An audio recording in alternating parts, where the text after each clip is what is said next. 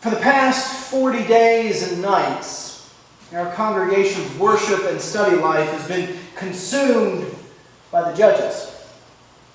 We worked our way through the temptations to worship and serve other gods, to the ministry of the prophetess Deborah, through Gideon's faithless testing of the Lord, to Gideon's idol-destroying offerings, through the self-righteous spiritual blindness of Micah and his hired priest. Things did not improve as we moved through the book. At our Lenten lunches, we studied different stories that we talked about in worship, starting with the effective establishment of justice under Othniel, moving through the dark comedy of Jael's assassination of Israel's enemy, stopping at the corrupt and oppressive rule of Gideon's son Abimelech, and ending with a text of terror as the Israelites descended into wanton wickedness. Things moved from bad to worse, and then worse came to worst, and then the worst became uninterrupted horror. 40 days and nights we've lived in this period of the Judges, and I've never been more grateful to get to Holy Week. Jesus, when do we ride into Jerusalem? Can't we just find forgiveness at your feet instead of sinking further into these stories of human terribleness we've lived with for the past 40 days and nights? Jesus, when do we ride into Jerusalem so that you can take away our sins and we won't have to stare at them twice a week, every week? Jesus, when do we ride into Jerusalem so that you can govern us and go out before us and fight our battles and make us like others? 40 days and nights. But the period of the Judges lasts a little longer than the book of Judges. Samuel and his sons were also judges over Israel until all the elders of Israel came to Samuel at Ramah and said to him, "You are old, and your sons do not follow in your ways. Appoint for us then a king to govern us like other nations." But this thing displeased Samuel when they said, "Give us a king to govern us." Like other nations? The whole point of the Israelites is that they were supposed to be different. They had experienced life under Pharaoh's kingship and were slaves in Egypt. They were supposed to have no king but the Lord. The Israelites were supposed to be different. A priestly nation who would show all the nations of the world that the Lord alone is God. Like other nations?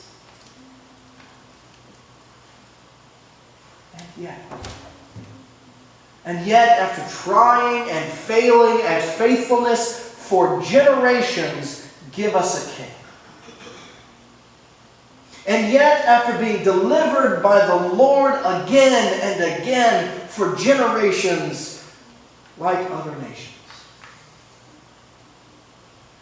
So Samuel, like Deborah, a prophet and a judge, takes the request to the Lord.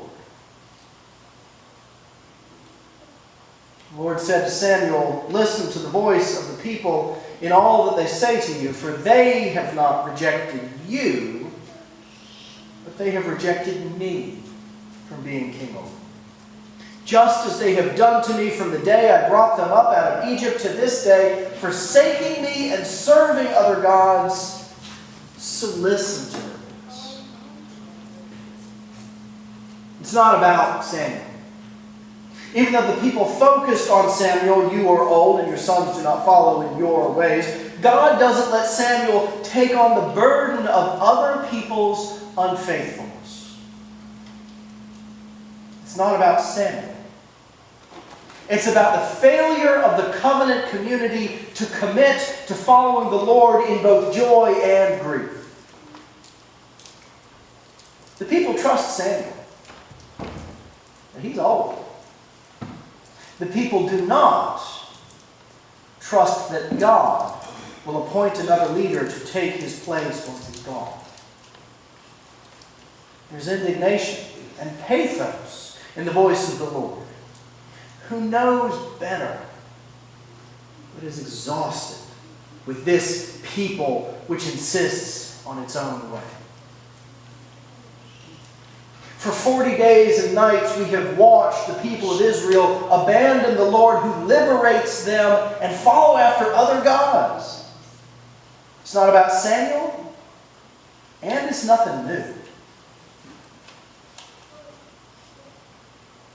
Samuel, at the Lord's instruction, warns the people about what a king will mean. These will be the ways of the king who will reign over you. He will take, and he will take, and he will take. Samuel anticipates the failed kingship of Saul, the polluted kingship of David, the corrupted kingship of Solomon, the divisive kingship of Rehoboam, the faithless and incompetent lines of the kings of both Israel and Judah. And the final failure of the monarchy with disaster and destruction at the hands of Assyria and Babylon. The kings take and take and take. And in that day you will cry out because of your king whom you have chosen for yourselves. But the Lord will not answer you in that day. The people have chosen to have a king for themselves rather than following the covenants that brought them out of Egypt and have sustained them thus far. And the unavoidable consequence of getting what they asked for is separation from God. They will suffer when their request is permitted. One commentator put it this way: the monarchy substitutes human power for the availability of the Lord. There are certain circumstances in which the Lord will not function. In choosing monarchy, Israel chooses a desperate autonomy that can lead only to futility, abandonment, and eventually death. Choosing a king, like other nations, to govern and wage war distances us from the Lord, which in turn leads to suffering. It doesn't matter if your king is appointed, inherited, anointed, or elected. If your king is anyone other than God, this is the result.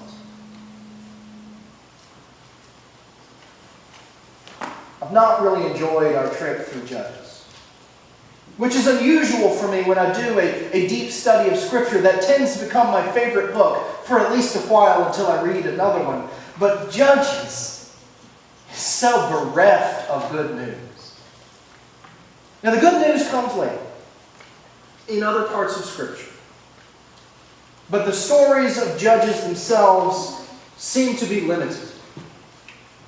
And the only way I can get to that good news is to find those other parts of Scripture and to come back and say that God is steadfast even when we least deserve it.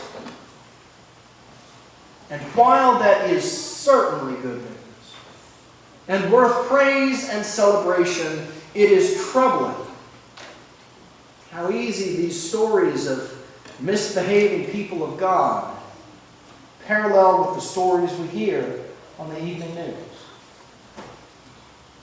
It does not speak well of the world in which we are living and doing ministry that we recognize the stories of Judges all around us. 40 days and nights we've lived with these stories. And the end of the people of Judges comes when God allowing the people to abandon the rule of their Lord for the sake of a human king. And when at last, At the gates of Jerusalem, the people finally see the king that they need, a Messiah, a Christ who is greater than all the kings who failed, who is greater than all the prophets who toiled, that is greater than all the judges who sought to establish righteousness, a king who is himself the Lord. They don't even recognize him. As Jesus came near and saw the city of Jerusalem, he wept over it, saying, "If you, even you, had only recognized on this day the things that make for peace. But now they're hidden from your eyes, because you did not recognize the time of your visitation from God." Jesus, the blessed King who comes in the name of the Lord, not the King they asked for, but the King that we all so desperately need, about whom the stones would shout, is welcomed at first. But even his closest disciples do not understand what is to come. The distance between blessed is the King and crucify him is 1 week. That's the week in which we're living now. After 40 days and nights of Judges, we have come to the week of Christ's holy time in Jerusalem. And songs of praise will turn to shouts of castigation before the end. And in that day you will cry out because of your King, whom you have chosen for yourselves, but the Lord will not answer you in that day.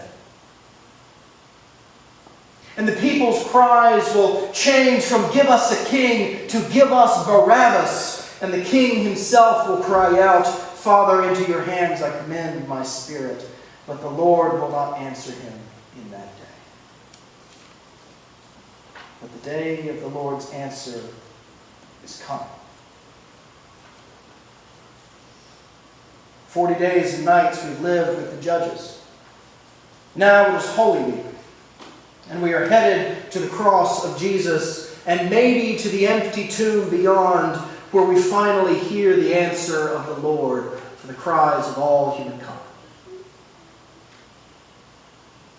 And there at the cross, against all expectations, we will at last find faith and hope at the hands of the one who establishes justice now and forever. Thanks be to God for that. Amen.